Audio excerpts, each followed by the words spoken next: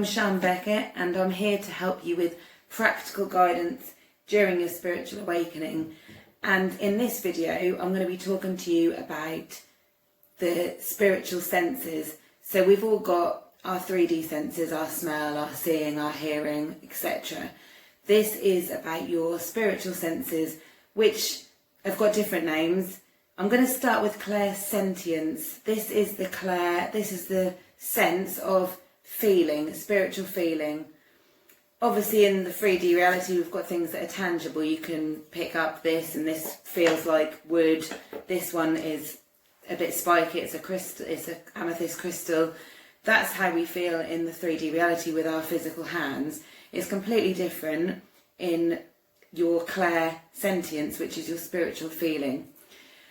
It's my strongest ability, so it's the first one I'm going to start with. And when I first, in April, I started to have a big spiritual awakening. It was the first sense that came through to me. Just to let you know, spirits can't harm you in this reality because they're not in this density. So if you get scared by things you watch on the telly like poltergeists and things being thrown across the room, it's like having an angry person in front of you in our 3D reality. If someone was being aggressive towards you and you said, do you know what, leave me alone, I'm going to walk away, you can't hurt me, it's exactly the same, but they actually can't hurt you because we have our own free will here, and if you're in a different density, you cannot come into our reality and start throwing things about and hurting people. So however much they try and play on your fear, just sort of say, if you have any experiences with bad spirits, just sort of say, I'm protected by my angels and guides, please leave, you can't do anything to me, you can't hurt me, and just laugh, and they will be kind of spiritually arrested by the others because it doesn't work like that. So this is what holds most people back from venturing into their spirituality, because they think, oh, but you know, I'm messing with something I don't understand. So this is where I'm going to come in to say, I'm going to tell you how to understand it, do it, don't be scared. Your angels and guides are a lot stronger than anything that's bad out there that's going to try and hurt you, and they can't actually physically hurt you anyway. So it's really like a toddler saying they're going to beat you up. It's absolutely nonsense.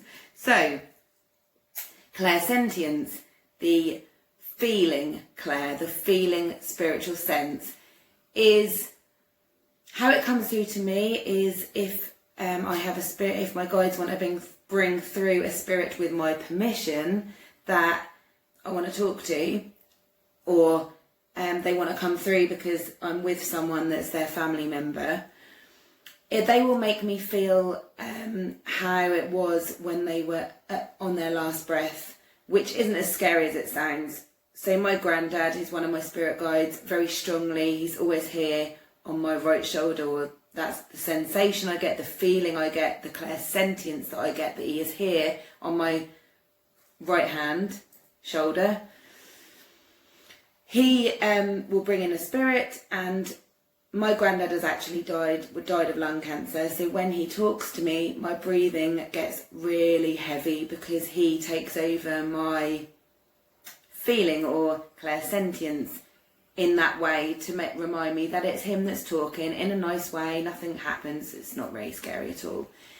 If another lady that I know that passed away that had breast cancer, or very close to me, she comes to talk to me, the boob that she had the breast cancer in will ache while she talks to me, for her to give me the sensation that she is here and it's her that's talking. So it's a sort of recognition without being able to physically see someone or hear their voice that sounds like their actual voice in 3D reality, is to them to sort of double check, because I'm the same, we're always trying to double check ourselves to check that we're not going insane and it's definitely the right person. So they're just giving you that extra nudge.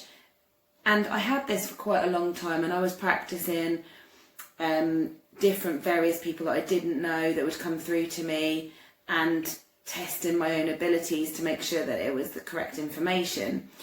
And what I've realised is that they can control parts of your body in a nice, gentle way that wouldn't scare me, because they'll never do anything that will scare you or make you uncomfortable. And so when I was a little bit more experienced in this, because I'd done it for a few weeks or a few months, I decided, well, if they can move my throat muscles or my neck or my eyes or whatever it was, then surely if they wanted to write to their loved one, I could try and do what I watched on YouTube, which was called automatic writing, which is picking up a pen, saying to your spirit guides in your head or out loud, whatever you feel like, it doesn't really matter, they can listen to you either way. Can you let so-and-so write to their mum or their daughter, or can you bring through so-and-so, and then you just write. Now, when I first did that, I was really, really excited and a little bit shocked that it came out like this, because if ever you've tried to write in somebody else's handwriting, even forging a signature, not saying I've ever done anything as bad as that before, forge a signature, for example, of somebody else, it's so hard to do somebody else's writing. So when I first did this automatic writing, it was coming out, I could, some of the time, couldn't read what it was that they'd written down because it wasn't my writing. And it is quite obvious to me when I'm doing it for male spirits, because their handwriting is very, very different, whereas in general, women's handwriting tends to be similar and quite neat. I find that the men comes through quite scribbly, which is like it is in this reality anyway. So I've given you some, I've got some automatic writing here that I have done in the past, and I've done an example of my own writing. And if you are a bit sceptical and you wanted to try this out at home, write a letter from, in your own writing, and then try to copy your mum's writing or try and copy somebody else's writing, and you will find it extremely difficult. So I've never really, now I can do this, I don't find it very exciting, but I wanted to share it with you because you might be able to try it for yourselves. So this one is an example of my handwriting, if you can see that there. I've just put, this is an example of my handwriting. My name is Shan Becker, as you can see on there, clearly. I'm sorry if the lighting isn't particularly great in here because it is a little bit on the darker side because it's getting towards the evening, because I've been putting off these videos because of my own self-confidence issues, which I hope I'm getting over now. So that was my example of my handwriting, and then this is one of my spirit guides who I knew in this 3D reality. He is always on my left shoulder and my granddad on my right shoulder, although there's lots of other guides who I don't quite know. They're from past lives, so it's like too much for you to cope with in this reality, so they just come through with the people that you knew here to start with to break you in gently. I'm sure I'll get better at it. This is an example of my other guide's writing, and as you can see, it's completely, I know this will be backward on the screen, but if you can see, it's quite scribbly. In fact, I struggle to read back what I've written down afterwards. It always comes out from him in this way. I'm sure if I had the confidence to go and speak to his family, they'd probably confirm that this, I have had it confirmed with some other spirits that have come through that it is their handwriting. But and this one is my grandfather, who in this life was quite illiterate. He couldn't write until he was older, and my nanny taught him how to write. So you can see he doesn't join up his letters. I was told that after I confirmed this writing. As you can see there, it's quite, it's not, I don't know what they call it, but joined up. It's sort of individual, each individual letter is spelled out, and sometimes his spelling is a little bit, not that mine's brilliant either, so I can't really tell if it's me or him, but, and that is that. So they're just some examples, and like I said, this is my writing, which is quite neat. I'll show you that again. I know I'll be backward, but you can see the general pattern. And this is a skill you can practice if you find that clairsentience is your strongest ability. So in each of these sessions, I'm going to be going through what it is. Another subtle way you could get clairsentience, without the automatic writing and all the things that will come later maybe, is when you walk into a room, you can tell if there's been an argument or if there's a bad atmosphere. It's a feeling you've got, or you can tell almost immediately if someone's a bad person, although you might think that's a bit judgmental. If you've got clairsentience really strongly, atmospheres can really, really bother you, and you can tell that there's something wrong, even if you can't pinpoint exactly at that moment what it is that's wrong.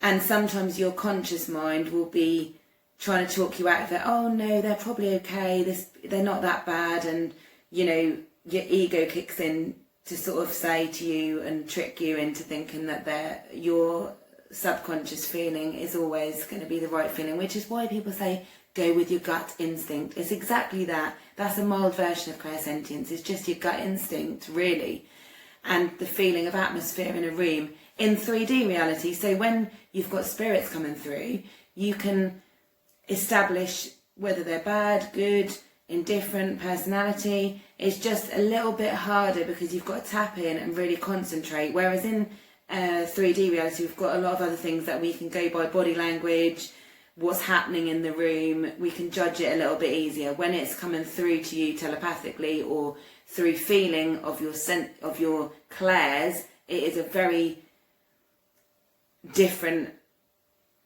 dynamic altogether, and you have to sort of get used to the way it is and practice quite a lot before you feel confident enough to go up to someone and say anything, which I didn't for a long time. I didn't feel confident in my abilities, and that's why I tested my own abilities, which is why I think I come across as more of a practical guidance, as opposed to saying, oh, you know, it's a feeling and you've got to give people exact. I mean, another thing is if you suddenly get all your arm hairs stand on end.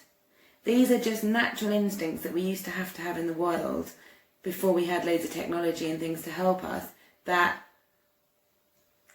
we would naturally protect us and help us find water, food, move location if we were in a tribe, and we've lost it in this material world. So it's about tapping back into it and learning how to do it. And once you do, it's so helpful. So please do. But please comment, like, subscribe, and tell me which Claire you would like to hear me talk about next time.